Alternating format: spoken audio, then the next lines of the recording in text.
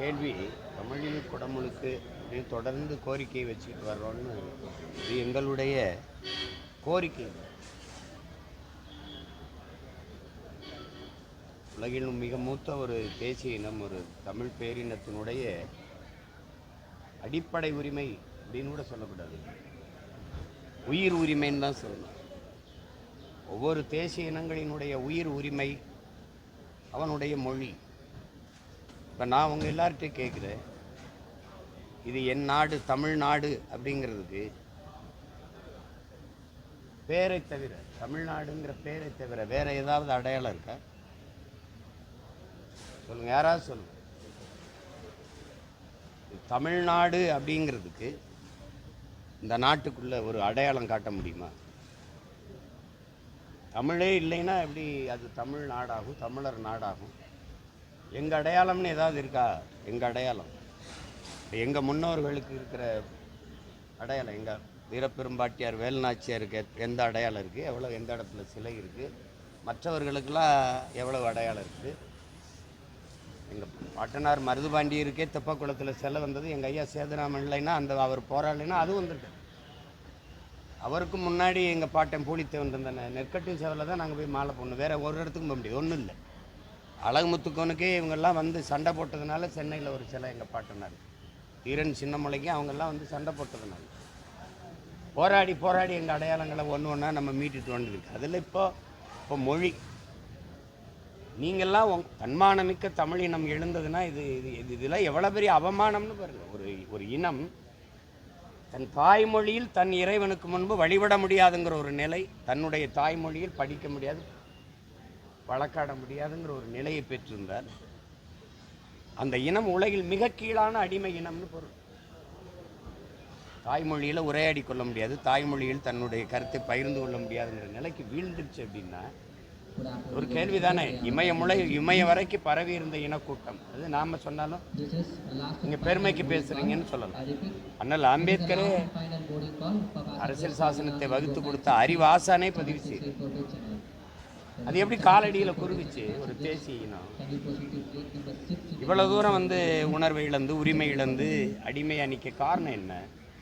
இருக்குல்ல, சொல்லும்போது தமிழ் கடவுள் முருகன் சொல்கிறீங்க, அப்புறம் தமிழில் வழிபாடு செய்கிறது உங்களுக்கு என்ன வலிக்குது? தமிழிலும் அப்படிங்கிறீங்க என்ன பிச்சு போனால் போதுன்னா? நான் ஆப்பிரிக்கா அமெரிக்காவில் கேட்குறேன், இல்லை அருகில் இருக்கிற ஆந்திரா கேரளா கர்நாடகா ஐயப்பன் கோயிலில் தமிழில் வழிபாடு அப்படின்னு நான் போராடுறேன்னா, இல்லை வெங்கடாசலபதி கோயிலில் தமிழில் வழிபாடு? முதல்ல திருமால் யாருன்னே முடிவுக்கு வர மாட்டேங்கிற. திருமால் தமிழ் இதையா இல்லை வேறையா? சிவன் தமிழினம் மூதாதை தமிழினுடைய இறைவனா வேற யாருமா?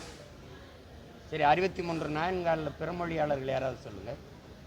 திருமாலை பாடிய 12 ஆழ்வார்களில் வேறு யாராவது சொல்லுங்கள், தமிழர் அல்லாது. கடவுளை கடன் கொடுத்த ஒரு இனம், இறைவனை இரவல் கொடுத்த ஒரு இனத்துக்கிட்ட நீ சேட்டை பண்ணிக்கிட்டு அதிகாரம் வந்ததுனால தமிழ்னு சொல்கிறோம். போனால் பிச்சை போடுறோம். அப்படியா? திருமண வீட்டுக்கு போனால் பிச்சைக்காரன் 10 பேர் உட்கார்ந்துருந்தா எல்லோரும் சாப்பிட்டு போனிச்சோறு மிச்சம் இருந்தால் உங்களுக்கு போடுவாங்க, இருங்க. அப்படியா? அப்படியாது.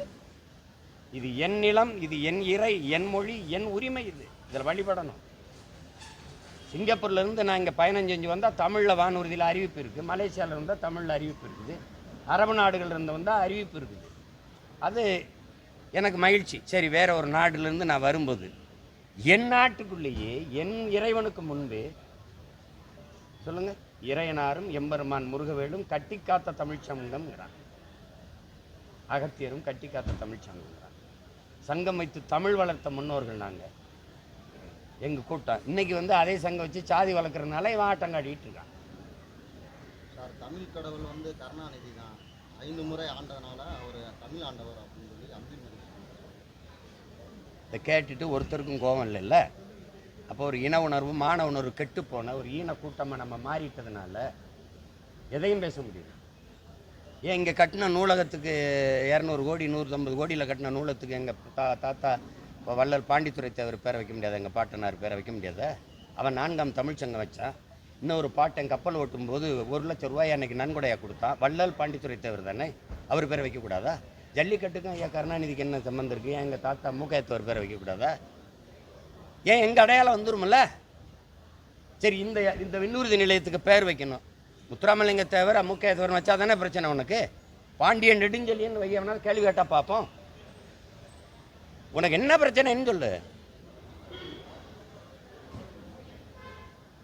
இதெல்லாம் கேட்டுக்கிட்டு ஒரு தமிழன் பேசுறத பாருங்க. ஒரு தமிழர்கள் கருணாநிதி தான் தமிழ் கடவுள்னு சொல்றதை கேட்டுக்கிட்டு இந்த சனம் எல்லாம் தன்னலவாதிகள் பெருகி போய் நத்தி பிழைக்கிற கூட்டம், அற்ப பதவிக்கு அலைகிற கூட்டம் பெருகுனதுனால இந்த இனம் அவமானப்பட்டு நிற்குது. இந்த இனம்தான் உலகத்தில் தன்மானத்துக்கு இயக்கம் கண்டுச்சு, சுயமரியாதைக்கு இயக்கம் கண்டுச்சு. அவமரியாதை சின்னமா இன்னைக்கு அவமானத்தின் அடையாளமாக உலகத்தில் அலைகிற இனமும் இதுவாக தான் இருக்குது. மானமும் வீரமும் அறமும் உயிரென்று வாழ்ந்த ஒரு இனத்தின் கூட்டம் இன்னைக்கு மானத்துக்காக உயிரை விட்ட ஒரு இனத்தின் கூட்டம். வெள்ளைக்காரன் துப்பாக்கி வச்சிருக்கான், பீரங்கி வச்சிருக்கான், 1 கிலோமீட்டருக்கு அங்கிருந்து சுடுவான், 3 கிலோமீட்டருக்கு அங்கிருந்து குண்டை வச்சு போடுவான்னு தெரியுமில்ல. எங்கள் பாட்டங்களுக்கு தெரியாதா? சின்னமலைக்கு தெரியாதா? புலித்தேவனுக்கு தெரியாதா? எங்கள் பாட்டி வேலுநாச்சியார், மருதிபாண்டி, அழகுமுத்துக்கோனுக்கு, சுந்தரலிங்கத்துக்கு, வெள்ளையத்தவனுக்குலாம் தெரியாதா? இல்லை பண்டாரவண்ணியனுக்கெல்லாம் தெரியாதா? கட்டப்பொம்மனுக்கு தெரியும். ஏன் போனா? மான தமிழனுக்கு மரணத்தை விட மானம் பெரிதுன்னு போனா சாபம்னு தெரிஞ்சும் போய் சத்தான். சரணடைஞ்சு நம்ம வாழ்றதை விட சண்டையிட்டு சாவது மேலானதுறான்னு போனான்.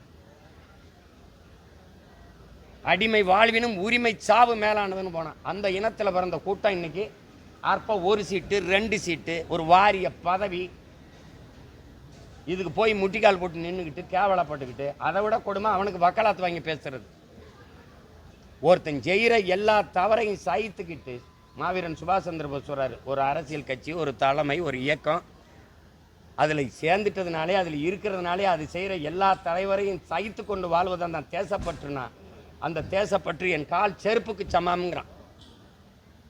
எல்லா அநீதியும் சகித்து கொண்டு இருக்கிறதுக்கு பேர் தான் இது ஜனநாயகம்னா அது எப்படி? இது எது வேணாலும் பேசலாம். செம்மொழின்னு ஐயா கருணாநிதி அவர்கள் பிறந்த நாளை நீங்கள் கொண்டாடணுங்கிறீங்க. செம்மொழிக்கு அவருக்கு என்ன சம்பந்தம் இருக்கு? எங்க மொழி இருக்கு? செம்மொழின்னு சொல்லிட்டு தமிழ் செம்மொழியா இருந்ததா? சொன்னதுனால ஆனதா? அவர் தான் வாங்கி கொடுத்தாருன்னு எங்க அடமானம் இருந்துச்சா? என் மொழி பிறந்து சிறந்த மொழிகள் உலகத்தில் உண்டு. சிறந்த பிறந்த மொழி உலகத்தில் என் மொழி மட்டும்தான். எல்லா மொழியும் மனிதனால் பேசப்பட்டது, உருவாக்கப்பட்டது. இயற்கையின் மொழி, இறைவன் பேசிய மொழி உலகில் ஒரே மொழி தமிழ் தான். இதில் அவர் மொழி அப்படி கொண்டாடணும்னு ஏன் இங்கே முன்னோர்களை மொழியை காக்க போறான்னு இல்லையா? இந்த மொழி செத்து விடுமோன்னு செத்த நடராஜன் அவன் இறந்த நாள் தான் தமிழ் மொழி நாள்னு இருக்கணும், செம்மொழி நாள்னு இருக்கணும். உலகிற்கே ஒரு அறநெறியை தந்த ஒரு பெருமகனார், வள்ளுவ பெருமகனார் பிறந்த நாளில் அதை கொண்டாடுங்க. அப்படிதானே கொண்டு வந்திருக்கணும். ஏன்னா அந்த பெருமை தமிழனுக்கு வந்துடும். உங்ககிட்ட கேட்குறேன், எல்லாம் மதுரையில் வாழ்றீங்க, சிவன் கீழடியில் தோண்டப்பட்ட ஒரு இனக்கூட்டம் எங்கேயாவது 2 ஏக்கரில் வாழ்ந்துருக்குமா? 1000 ஏக்கர், 500 ஏக்கர், 200 ஏக்கர், 300 ஏக்கர்னு கூடி தானே வாழ்ந்துருக்கும். அப்போ கீழடியில் 2 ஏக்கரை தோண்டிட்டு எதுக்கு மூடிட்டு போனேன்? யாராவது பதில் சொல்லுங்க. ஏன் மிச்சம் இருக்கிற 800 200 ஏக்கரில் தோன்றது உனக்கு என்ன பிரச்சனை? ஏன்னா தமிழரின் தொன்மம், தமிழரின் வரலாற்று பெரும் அடையாளங்கள், பெருமை உலகத்துக்கு வந்துடும். இன்னும் யாரப்பா மோகஞ்சாராவை பேசிட்டு இருக்கிறா, அதையே பேசிட்டு இருக்கிறா, அதுவே தமிழன் நாகரிகங்கிறான். ஆனால் அதை விட்டு கொடுக்க உனக்கு முடியல. அங்கே என்னுடைய ஜல்லிக்கட்டு காலையில் அந்த காசு இருக்குது, எல்லாம் இருக்குது, அதை காட்டுக்க முடியல. இப்போ இன்றைக்கி இதை இது தோண்டுனா தமிழனுடைய தொன்மம் தெரிஞ்சிடும். ஆதிச்சநல்லூர் தோண்ட மாட்டேற, பல இடத்துல தோண்ட சொல்கிறோம், நீங்கள் தோண்ட மாட்டேங்கிற. ஏன் 2 ஏக்கரில் தோன்ற? இந்த கீழடியில் தோண்டி எடுத்ததில் எதுக்கு பெங்களூருக்கு கொண்டு போனேன்? இங்கே ஒரு அருங்காட்சியம் கட்டி வைக்க முடியாதா? வைக்க மாட்டேன். ஏன்னா என்னுடைய அடையாளம் தெரிஞ்சிடும். அவன் வந்தால் இந்திய நாகரிகங்கிறான், நீ திராவிட நாகரிகங்கிற. தமிழன் நாகரிகம், தமிழன் பண்பாடுன்னு சொல்ல உனக்கு என்ன வலிக்குது? நாக்கு சுளிக்கிருமா? ஏன்னா அந்த பெருமை எனக்கு வந்துடக்கூடாது. வந்தால் நான் நிமிந்துருவேன், நான் யாருன்னு தெரிஞ்சிடும். இதெல்லாம் எவ்வளோ பெரிய ஐயோக்கியத்தனம், எவ்வளோ பெரிய ஏமாற்று. இன்னைக்கு தான் தெரியுதா கீழடி தமிழரின் தாய்மடின்னு? எப்படி? எந்த பெருமையும் தமிழனுக்கு இருந்துடக்கூடாது, எதுவும் இருந்துடக்கூடாது. இவன் பேச மாட்டான். சிங்காரவேலரையோ, ஜீவானந்தத்தையோ, மறைமலை அடிகரையோ யாரையும் பேச மாட்டான். இவன் தெய்வ திரும்ப முத்துராமலிங்கத்தவரையோ, ஒரு தாத்தா காமராஜரையோ, மாடு இழுக்க திணறுகிற அந்த மண்ணின் விடுதலைக்கு ஒரு செக்க இழுத்தான் ஒரு என் பாட்டை வாவுச்சு. ஒருத்தன் பேசுகிறான் அந்த நாட்டில், வல்லபாய் பட்டேலை பேசுகிறவன் வரலாற்றில் என் பாட்டை வாவுச்சியை பேசுகிறானா? ஒரு மனிதன் இந்த அளவிற்கு ஒரு நாட்டின் விடுதலைக்கு உழைச்ச ஒரு மனிதனை சொல்லி பார்ப்போம். ஒரு மனிதனை தன் சொந்த சொத்தையெல்லாம் வித்து விட்டு நாட்டின் மானங்காக்க கப்பல் ஓட்டின ஒரு மகான் யாரையாவது ஒருத்தனை சொல்லிப்பான். எல்லாத்தையும் இழந்துட்டு கடைசி காலத்தில் மன்னனை வித்து சாப்பிட்டான் வறுமையிலங்கிறது எவனுக்காக இருக்காங்க வரலாறு?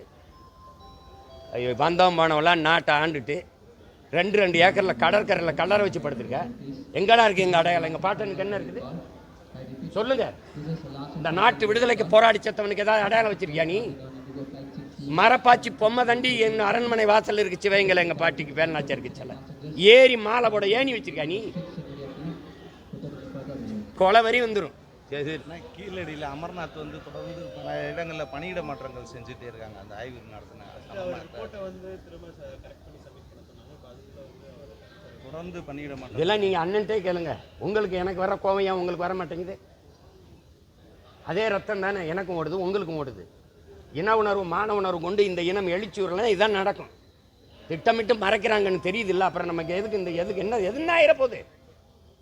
சாகிறதுன்னு ஆயிடுச்சு. அது தன்மானத்தோடு செத்துட்டு போண்டிதானே. இவன் என்ன இருக்குது? எப்படியும் வரப்போகுது மரணம், எப்படியும் சாக போகிறோம். நம்ம உயிரோடு இருக்கும்போது சாவு வராது. சாவு வரும்போது நம்ம உயிரோடு இருக்க போகிறதில்லை. எதுக்கு பயப்படணும்? எதுக்கு பயப்படணும்? அவன் மாற்றுவான், அதிகாரியை மாற்றும். தெரியுதில்ல நம்மளுக்கு செய்கிறாருன்னு தெரியுதில்ல. கள்ள மதுங்கிறா. கள்ளச்சாராயம் காய்ச்சி கொடுத்தவனுக்கு 10 லட்சம் செத்தவனுக்கு கொடுக்குறா. சாராய ஆலை வச்சு காய்ச்சி விற்கிற முதலாளி கல்லை எப்படி மதுன்னு சொல்லலாம்? யாராவது சொல்லு, ஒருத்தன் கேளு. அது பசும்பால், இது பணம்பால். புள்ள தின்ட்டு தண்ணியை குடிச்சிட்டு பாலை கறக்குது பாசு. இது தண்ணியை குடிச்சிட்டு பாலை கறக்குது பனை. இயற்கையின் அருங்கொடை. இந்திய மருத்துவக் கழகம் சொல்லுது உணவின் ஒரு பகுதின்னு. அரசியலமைப்பு சொல்லுது அது உணவின் ஒரு பகுதின்ட்டு. உணவு பாதுகாப்பு இயக்கம் சொல்லுது, அந்த கழகம் சொல்லுது இப்போ உணவின் ஒரு பகுதி கல் மது இல்லைன்ட்டு. நீ கள்ள மதுன்னு சொல்லு விடு. டாஸ்மார்க்கு சரக்குக்கு பேர் என்ன சொல்லு? அதை காட்சி விற்கிறவன் யார் சொல்லு? இந்தியாவில் எல்லா மாநிலத்திலையும் கல் இருக்கும்போது என் மாநிலத்தில் மட்டும் எதுக்கு தடை? இங்கே மட்டும் எப்படா கல் மதுவாச்சு? நானும் எங்கள் ஆத்தால் அப்படிமாடா கண்டுபிடிச்சேன் கல்ல. இன்னைக்கு பல ஆயிரம் ஆண்டுகளாக என் பரம்பரையோடு இருக்கிற ஒன்று. இங்கே கரும்பு, வாழை, அது மாதிரி தென்னை, பனை. பனை என்னுடைய தேசிய மரம், என்னுடைய அடையாளம். அதை கல் மதுன்னு சொல்லி குதிக்கிற. ஏன்னா கல்லை குடிச்சிட்டு போயிடுவான். உன்னோட வியாபாரம் படுத்துக்கிறோம். நீ காய்ச்சற ஆலையில் விற்கிற சரக்கு விலை குறைஞ்சிரும், வியாபாரம் குறைஞ்சிரும், உனக்கு வர லாபம் பல ஆயிரம் கோடி. இது கேட்கறதுக்கு ஒருத்தனும் கிடையாது. நான் உங்ககிட்ட கேட்குறேன், நீங்கள் ஸ்ரீகாந்தும் கிருஷ்ணாவும் தான் போதைப் பொருளை விற்றாங்களே? 2 பேரை தவிர யாரும் பயன்படுத்தலையா? இந்தியா முழுமைக்கு இருக்குது இந்த போதைப் பொருள் கலாச்சாரம், கொக்கைன். அதெல்லாம் மும்பையில் நீங்கள் அதானியுடைய போர்ட்டில் 20 லட்சம் கோடிக்கு மேலே, 20 லட்சம் கோடிக்கு மேலே அந்த போதைப் பொருள் வந்து நின்னதுங்கிறது நீங்கள் பார்த்தீங்க. 20,000 கோடிக்கு மேலே வந்ததுங்கிறது ஒரு இது. அந்த கப்பலை திருப்பி அனுப்புனியா? கப்பலில் இருக்க சரக்கு என்ன பண்ணான்னு நான் ஒருத்தன் தான் கேட்டேன். எல்லாரும் பயன்படுத்துகிறாங்க. நான் கேட்குறேன், பயன்படுத்தினா 2 பேரை கைது பண்ணுற, வித்தவன் எங்க? நீ என்ன மாதிரி கட்டமைப்ப? காட்டுக்குள்ளே இருந்த எங்கள் வீரப்பனை சந்தன கடத்தல், வீர கடத்தல், யானை தந்தத்தை கடத்தல் கரம்ப. ஏய், வித்தவன் காட்டுக்குள்ளே இருந்தான், வாங்கினவன் எங்கே இருந்தான்? எங்கே இருந்தா? வாங்கினவங்கள எவனை கைது பண்ண நீ? ஸ்ரீகாந்தும் கிருஷ்ணா தான் குற்றவாளிகளா? அப்பாவிகள். பாலா 2 பேரும் கைது பண்ணதுனால நீங்கள் இப்போ பேச வர்றீங்க இல்லையா? நான் வித்துக்கிட்டு தானே இருந்திருப்பான். நேற்று விற்கும்போது டக்குன்னு பிடிச்சிக்கிட்டீங்களா? வித்தவன் யார்? அதை இந்த ஸ்ரீகாந்துக்கு வித்தவன் ஒரு அதிமுக காரன்னோன்னா அதை திருப்புறீங்க. அப்போ திமுக காரங்களுக்கு இந்த போதைப்பொருள் விற்பனைக்கு எந்த சம்மந்தமும் இல்லை. திரும்ப சொல்கிறேங்க, ரூஸை சொல்கிறான், குற்றவாளியை பிடிச்சி தூக்கில் போடுறதை நிறுத்துறா, அவன் குற்றம் செய்வதற்கான காரணத்தை கண்டுபிடிச்சி தூக்கில் போடுறாங்கிறான். நீ குற்றவாளி யாருன்னு பாரு. எப்படி சரக்கு வருது, எப்படி விற்கிறான்னு அந்த வேற வெட்டு. நீ இலையை கிளையை வெட்டிக்கிட்டு இருக்க. நீ இப்போ உள்ள போட்டதுனால அந்த போதைப்பொருள் விற்பனை நின்றுமா இல்லை தடுத்துக்கப்பட்டுருமா? 2 அப்பாவையும் பலியாயிட்டான், அவ்வளோதான். வேற அந்த 2 பேரை தவிர யாரும் பயன்படுத்தலையா? அந்த சுஜித்ராங்கிற பாடகி சொல்கிறாங்க, எத்தனை பேர் இடங்களில் எவ்வளவு இந்த கொக்கைன் விருந்து பரிமாறப்பட்டதுன்னு. எல்லாம் பப்புன்னு வச்சுக்கிட்டு எல்லாம் இந்த புகைச்சிக்கிட்டு இருக்கிற கலாச்சாரம் உருவாக்குனது இவங்க தான். கணக்கு இல்லாத கஞ்சா கோயில் அடிவாரங்கள், கோயில் வளாகங்களில் விற்கிது, கல்லூரி முன்னாடி விற்கிது, பள்ளிக்கூடங்களில் கஞ்சா சாக்லேட் விற்கிது. கஞ்சா சாக்லேட் மிட்டாய். பிள்ளைகள்லாம் அறப்போதையிலே உட்காந்துருக்கு வகுப்பில். ஆசிரியர் பெருமக்கள் என்கிட்ட சொல்கிறாங்க, அவங்க பேச முடியாது. பேசினா உன்னை நீ வேலையை விட்டு நீக்குற. சாராயம் விற்கிற அரசு கொக்கைனை கைது பண்ணுதுன்னா எப்படி இருக்குது? எப்படி இவங்க எப்படி ஆட்சி முறை இருக்கும்போது நம்ம குடிக்க போகும்போது காரில் போகலாம், குடிச்சிட்டு வரக்கூடாது, கைது பண்ணிவிடும். எப்படி? அப்போ நீங்கள் இங்கே ஒரு அவசர ஊதி ஆம்புலன்ஸை நிறுத்து, ஏற்றி கொண்டு வீட்டில் இறக்குங்களா? ஏன்னா இது எப்படி ஒரு நாடு? குடிச்சிட்டு வண்டி ஓட்டக்கூடாது, ஆனால் குடிக்க போகும்போது வண்டி ஓட்டிகிட்டு போகலாம். ஒருத்தனும் கழியக்கூடாது, ஒருத்தனுக்கும் கோபம் வரக்கூடாது. ஆனால் தேசிய செம்மொழி நிறுவனம் வந்து சமஸ்கிருதத்துக்கு 800 கோடி ஒதுக்கிருக்கு, தமிழுக்கு வந்து 140 கோடி தானே. இதுக்கு அண்ணன் என்ன செய்கிறது சொல்லுங்க, என்ன செய்யறதுன்னு சொல்லுங்க. ஒன்று நீங்கள் விளங்கிக்கணும், அவர்கள் மொழி இறந்துருச்சு, சமஸ்கிருதம் இறந்துருச்சு. அந்த மொழியை அதிகாரத்தை கைப்பற்றின உடனே அந்த தாய்மொழி, அவர்கள் தாய்மொழியை உயிர்ப்பிக்க அவர்கள் போராடுறாங்க. எங்கள் மொழி இறந்து கொண்டு இருக்குது, செத்து கொண்டிருக்கு, ஏறக்குறைய செத்துடுச்சு. அந்த செத்து கொண்டிருக்க எங்கள் தாய்மொழியை நாங்கள் உயிர்ப்பிக்க பிடிக்கிறோம். அதுக்கு எங்ககிட்ட அதிகாரம் இல்லை, அதனால் அந்த அதிகாரத்தை பிடிக்க துடிக்கிறோம். விளங்கிச்சா? அவர்கள் மொழி மேலே இருக்க பற்றை யாரும் குறை சொல்ல முடியாது. அவங்க தாய்மொழி மேலே இருக்கிற ஈடுபாட்டை, அதை காப்பாற்றணும்னு துடிக்கிறதை நம்ம குறை சொல்ல முடியாது. அதிகாரத்தில் இருக்கிறவர் எதையுமே பேச மாட்டேங்கிறாரு. நீங்கள் அண்ணன்ட்டு சிக்கன் ஜீமான் வச்சு செய்கிறீங்க, இப்படி வந்து நின்றுட்டு கேள்வியாக கேட்டுக்கிட்டீங்க. ஒரு கேள்வியை கேட்கலாம்ல? இல்லை, இங்கேயே எங்கள் ஆளுங்க, எங்கள் அன்னைங்கெல்லாம் நிறைய அமைச்சர் இருக்கிறாங்க, அவங்கக்கிட்ட கேட்கலாம். தமிழ் வளர்ச்சித்துறை ஒன்று இருக்குது, செம்மொழி ஆய்வு நிறுவனம்லாம் இருக்குது, அதெல்லாம் கேட்க வேண்டியதானே.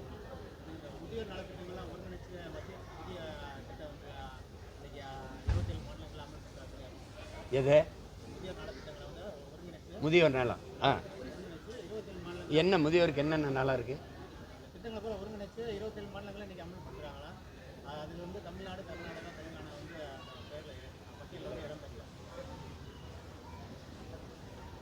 சரி, இதுக்கு நான் என்ன செய்ய முடியும்?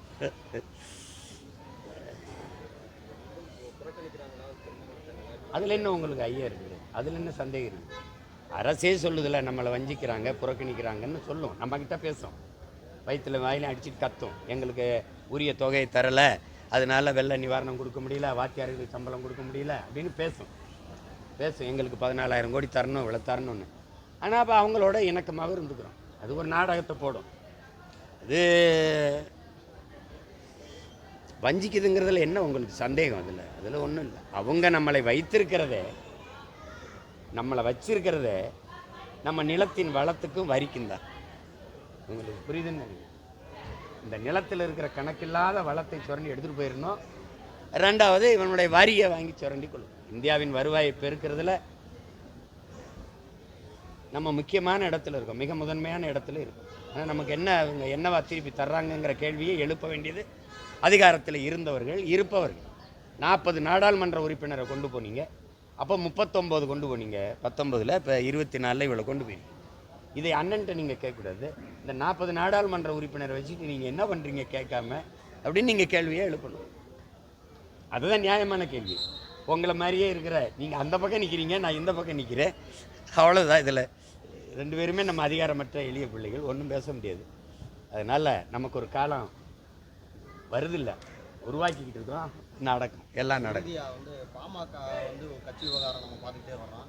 இப்போ வந்து செல்வ பிறந்தையை போய் அவர் ராமதாஸ் அவர்களை சந்திச்சிருக்காரு. ராமதாஸ் வந்து கொள்ளையடிக்கிறவனுக்கும் கொலை பண்ணுறவனுக்கும் பதவியில் வழங்கி வராரு, ஒரு தூண்டுதல் பேரில் இயக்கப்பட்டு வராருன்னு சொல்லி அன்புமணி சொல்லியிருக்காரு, மூத்த அரசியல் தலைவர். இல்லை, அதில் வந்து எனக்கு எப்படின்னா நான் சொல்கிறேன், இப்போ எங்கள் ஐயா சின்னையா பெரிய 2 பேருக்கும் இருக்கிற கருத்து முரண், அந்த இதில் வந்து அது கட்சி பிரச்சனை. அது சரியாகும், சரி பண்ணணும், சரியாகும்.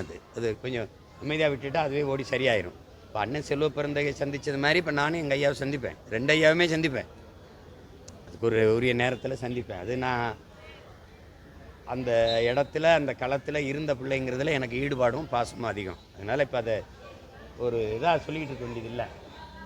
ஒரு பெரிய இயக்கம், கடுமையான உழைப்பில் ஒடுக்கப்பட்ட தமிழ் சமூகத்துக்காக, அதனுடைய உயர்வு மேம்பாட்டுக்காக கட்டி எழுப்பப்பட்ட ஒரு பெரிய இயக்கம் பாட்டாளி மக்கள் கட்சிங்கிறது சும்மா ஒரு அரசியல் லாபம், தேர்தல் வெற்றிக்காக உருவாக்கப்பட்ட இயக்கம் இல்லை. தமிழ் சமூகத்தில் பெருங்குடிகளாக இருக்க வன்னிய மக்களினுடைய உரிமைக்காக, அவனுடைய கல்வி, வேலைவாய்ப்பு மேம்பாட்டுக்காக கட்டியமைக்கப்பட்ட ஒரு பெரிய அரசியல் அரண். அதனுடைய நிறுவனர் எங்களுடைய ஐயா மருத்துவர் ராமதாஸ். அது யாரும் மறுக்க முடியாது. அவருடைய அர்ப்பணிப்பு ஏறக்குறைய 50 ஆண்டுகள். இன்றைக்கி 87வது வயதில் தமிழை தேடின்னு ஒரு தலைவன் வீதியில் நடக்கிறான்னா அவரை தவிர எவர் இருக்க முடியாது. இப்போ அதில் வந்து சின்ன சின்ன முரண்கள் இருக்கிறதா? எந்த கட்சியில் கருத்து முரண் இல்லை? எந்த கட்சியில் இல்லை? எங்கள் கட்சியிலையும் தான் இருக்குது, எல்லா கட்சியிலையும் இருக்குது. அது சரியாகும். அதை போய் பேசிட்டு இருக்க வேண்டியதில்லை அந்த இதில். அதனால் அந்த பிரச்சனையினால் நாட்டுக்கும் மக்களுக்கும் பாதிப்புன்னு நீங்கள் சொன்னால் நம்ம எதாவது கருத்து சொல்லலாம். அதனால் ஒன்றும் இல்லை, அது ஒரு சின்ன விரிசல். அது சரியாகும். அது சிமெண்ட் வச்சு இல்லை, அன்பை வச்சு அது அரவணைப்பை வச்சு பூசணும். அது பூசினா சரியாயிடும்.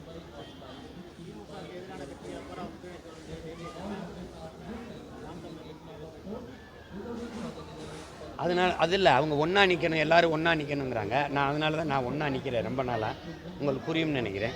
இவங்கெல்லாம் சேர்ந்து திமுகவை ஒழிக்கணுன்றாங்க, அதை இன்னொரு தடவை வர விட்டுறக்கூடாதுன்றாங்க. அவங்க பிஜேபியை நுழைய விட்டுறக்கூடாதுன்றாங்க. ரெண்டு பேருக்குமே மக்கள் நலன் சார்ந்தில்லை. இவன் ஒழிக்கணும், இவனை ஒழிக்கணும். யாராவது மக்களுக்கு நம்ம நல்லது செஞ்சுருக்கோம், அதை தொடரணும், வாங்க இந்த ஆட்சி, அப்படி யாருமே பேசலை. எனக்கு ஒரு கனவு இருக்குது, ரெண்டு பேர்த்தையும் ஒழிக்கணும். அதனால தான் நான் ஒன்றா நிற்கிறேன், ரொம்ப நாளாக ஒன்றா நிற்கிறேன். புரியுதுன்னு நினைக்கிறேன். நல்லது.